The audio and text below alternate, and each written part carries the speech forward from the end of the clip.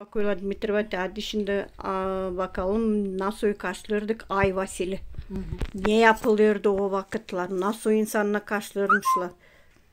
13. akşamısı 14'üne karşı yapılırdı kısmet pidesi.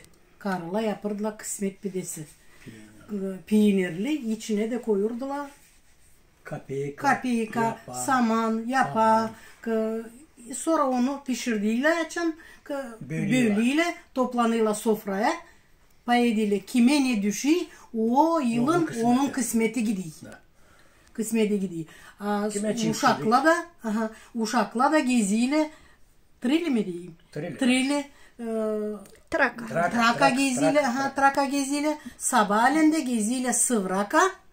Hem de kapra. Sıvraka stava geziyle.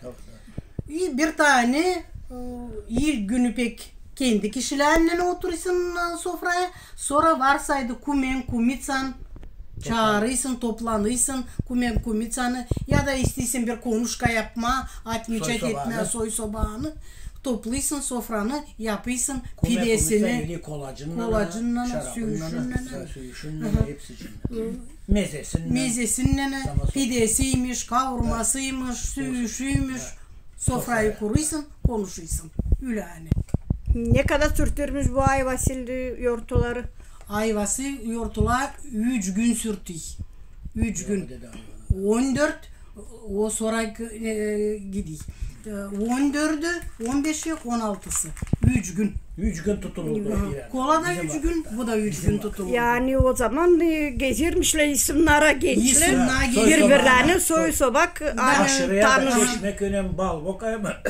Varsaydı yeni gelinin çocuğun evlendi de nasıl o yılın o güzünle onunla lazım kolacı gezdirsinler. Soy sobağına kolaç sadıçtan kari batisine mi leylosuna mı kolaçla gezdirdiler. Götürürdüler onlara alırdılar. Atırılırdılar sofra kazan mı çini mi çanak mı ne verilirdi ne verilirdi mezesi bile iş hani. Sağ ol.